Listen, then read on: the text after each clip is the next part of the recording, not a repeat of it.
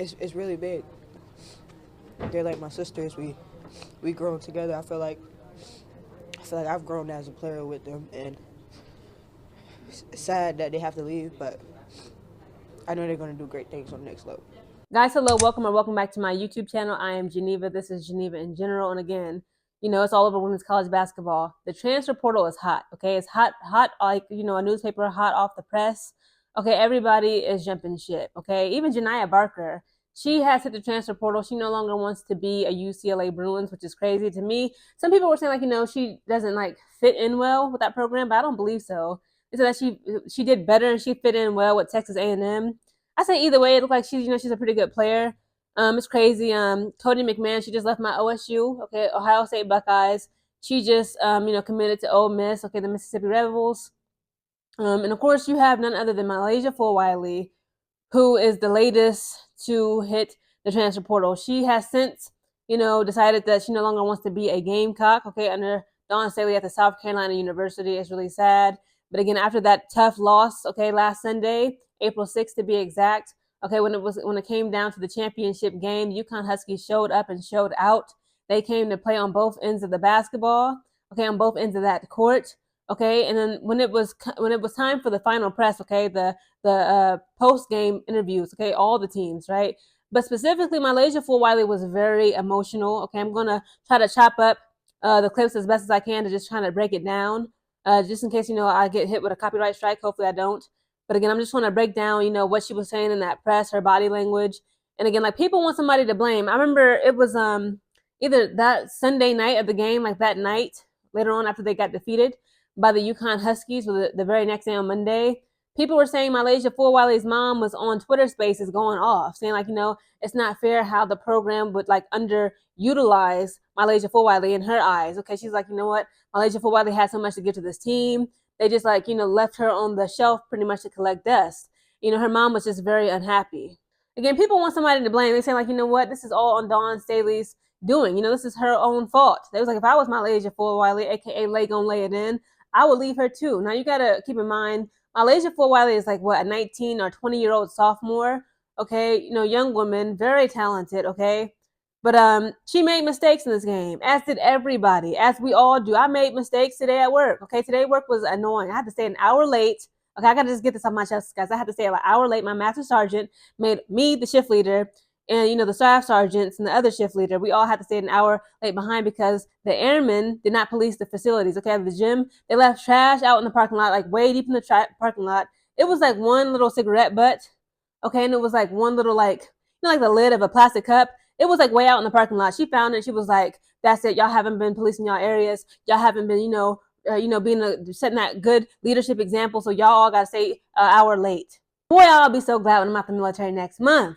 But back to the topic at hand. Okay, again, MiLaysia Fulwiley was not the only one who made mistakes in that game. Okay, I ain't gonna lie, throughout this season, but specifically in this game, okay, to be specific, Tahina Pow, she let me down. Chloe Kitts, she let me down. MiLaysia Fulwiley, she let me down. Tessa Johnson, she let me down. Raven Johnson has let me down several times, okay? Again, I said I'm gonna have to do a whole case study on her because Dawn Staley is she's improving. She's getting better offensively. She's getting her confidence up. And it's been so many moments where we needed Raven Johnson to come through like Wonder Woman and, give us what we needed in a game. And it's she just falls short. And again, I'm not trying to be hard or very critical, but again, I have to, analyze and critique and criticize these women as players, not as human beings, but the way their performance is on that court. Now, people are saying things like, you know what, Dawn Staley, this is all her fault. She should have, trusted MiLaysia Fulwiley more. She should have, been a starter from the start. Okay, she should have been a starter from the start. She should have been a starter right off rip, straight from the jump. But it's again, Dawn Staley in general, she likes seniority, okay? She prefers the juniors, the seniors, the older girls, the older college age women to get more opportunities, more minutes, okay, when it comes to playing time. But again, let me just allow me please to just break down MiLaysia Fulwiley because this was very telling. Again, I'm going to be chopping it up, okay, because throughout that interview, that post-game interview, again, MiLaysia Fulwiley was teary-eyed. She got that cry in her voice. I hate it when my voice does that. Sometimes when I'm angry and upset, when I get angry, it sounds like I'm about to cry. I damn near cry. Maybe I'm crazy. Women who cry when they're angry. Okay, I'm crazy. Okay, I do the same thing. When I'm very frustrated at myself, when I feel weak, when I feel like I've disappointed someone, I've disappointed myself, I get so angry, like I feel like I'm about to cry. So again, in the intro of the post-game interview after the UConn Huskies defeated the South Carolina Gamecocks, MiLaysia Fulwiley gave an interview, okay? She started off that interview by saying, like, you know what, my teammates are like my sisters. She said, I'm going to be very emotional. It's going to be very sad. It's going to be hard to see them leave. But she's like, you know what, they're going to give so much to this game. She said, I know they're going to go on to do greater things. And again, like right off the rip, I didn't want to say it on my channel because I was like, you know what, y'all always trying to kick up drama about who hit the transfer portal. I'm like, she wouldn't do that to Dawn. She wouldn't do that to her teammates, the Gamecocks. But right off of then, like when she was like, you know, they're like my sisters, I'm like, okay, so she's not going to hit the transfer portal. Everything is okay. She's going to stay a Gamecock. I don't know. I just think they just had more grit than us. Like, they got loose balls. They ran their stuff. They didn't back down from us. I feel like we came out on the same level, but like we didn't keep it going. We didn't like keep it up, and it was a time where we were stopping them on defense, but we couldn't score. So it's like it was kind of pointless. So we just got to get back in the gym and get better individually because these teams are going to come for us, and UConn is going to be like a rivalry for the next few years. They're young, just like we're young. So. And then further in the clip, you know, she breaks down, you know, what went wrong, okay, as it pertains to, you know, the Gamecocks, the responsibilities offensively and defensively in that game. She said that, you know, straight up and down, the UConn Huskies, they had more grit.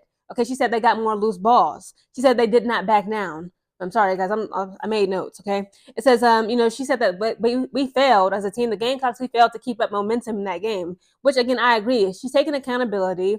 Okay, she's making mental notes. Okay, of what went wrong. Okay, she has self-awareness. She has awareness in general, and she's explaining like, you know, this is what happened. Okay, and she said that, you know, good on defense, but we couldn't score. Again, the first score, or the first point that was scored in that game was Tahina Paopao putting up an incredible, beautiful, amazing three. Boom, swish, waterfalls. Tahina Paopao gives us a three. Okay, the kick off the game. Okay, that was the first game-winning point. So I'm like, you know what, we in good hands. Okay, that's going to set the tone for the rest of this game. But it did not. She said the rivalry between the UConn Huskies and the South Carolina Gamecocks, she said this will be a rivalry now for years to come. Again, this was very interesting, okay, at the end. Again, she said that Gino's a good coach. Again, she gave the man compliments. She didn't say anything about Dawn Staley. Again, you can interpret that the way we want. We can perceive it the way we want. Again, perception is everything, but perception is not reality. But she did say, you know what, Gino's a good coach. She was like, you know what, he understands that formula. He got it down pat. He understands, you know, what to do and what not to do, and he's going to stick with that method. He found that rhythm. Again, I found it interesting, like a lot of us did, that Dawn Staley did not really like give many timeouts. She was not, you know, given much direction, guidance, leadership, instruction to her team, to her players. Okay, it's like she was just on the sideline crashing out, cussing everybody out, cussing. She was like she was literally losing her mind. But it's like, when are you going to put up a timeout and say, hey, you know, KK Arnold is like backdooring y'all. Freaking AZ Fudd. AZ Fudd was phenomenal. Okay, AZ Fudd Page, like y'all, we need to put someone who's competent, who has that energy, that stamina, the strength to really defend them.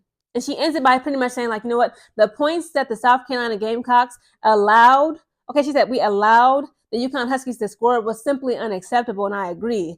Again, but she was like she said, in the middle of that interview, they had more grit. Okay, they just knew what to do. She was like, we completely crumbled like a cookie crumble. Okay, again, like MiLaysia Fulwiley, she had that self-awareness. She had that accountability. Okay, and she was very emotional. And again, like it seemed like it was like a farewell. She's like, you know, these are my sisters. I've grown with them. They've grown, you know, with me. We've grown together as a team. And she's like, you know, I'm sad for them to see them go. But it's like in the back of her mind, like in her subconscious, more than likely, she was like, I'm sad to see us like grow apart because again, I'm about to hit the transfer portal because, you know, this, that, and the third. Again, if you ask me, if I was one of the, you know, her so-called, not so-called, I don't want to say it like that. If I was one of her teammates, okay, one of her sisters that she claims on the Gamecocks, I would be like, listen, you are making a mistake. Because it's like this. I'm going to kick it to you straight and plain, okay? I'm going to kick it to you like this. The only reason as a women's collegiate level basketball player, I would leave Dawn Staley, and lead the South Carolina Gamecocks team and organization, that program. The only reason why I would leave is to go to play for Gino Auriemma, the UConn Huskies, straight up and down. I would not leave Dawn Staley to play for Kim Mulkey, even though I love her down. Okay, but let's be honest, South Carolina got just a little bit more. They just got a little bit more, you know, strength, power, and overall competence when it comes to that basketball court. The only reason why MiLaysia Fulwiley should leave Dawn Staley is because she's going to get coached by Gino Auriemma. Period, point blank. Now, y'all can argue with me. You can say, Genevieve, you tripping. It's like, who? They're the big three. Like Kendrick Lamar said, F the big three. It's just big me. They the big three. Kim Mulkey, Dawn Staley, and Gino Ariema as it pertains to the women's collegiate level basketball. If you're going to leave Dawn Staley, girl, you better be going to Gino Ariema and becoming the UConn Huskies. Because let me find out, MiLaysia Fulwiley, a.k.a. Lay Gon' Lay It In, is leaving the freaking Gamecocks to play for, I don't even know, the Buckeyes. Not like the Buckeyes. I'm from Ohio. Or Ole Miss. The USC Trojans, okay? Lindsey Gottlieb, that program and the head coach being Lindsey Gottlieb are a hot mess. The UCLA Bruins, ill. Washington State, no. Where you finna go? MiLaysia Fulwiley. You're not thinking, again, like we get emotional. I understand like you're upset. You probably feel hurt. You feel betrayed. You feel underappreciated, right? Again, like she is still talented, even though she makes mistakes like all the Gamecocks players did, specifically in this championship game that they lost on Sunday, April 6th, to the UConn Huskies. Don't make decisions based on emotions, okay? That will give you a long-term feelings of regret, pain, agony, etc., okay? Again, somebody needs to take MiLaysia Fulwiley by her collar and say, are you crazy? Just give her a little shake. Don't hit her, just give her a little shake. Listen, I say MiLaysia. I would say MiLaysia.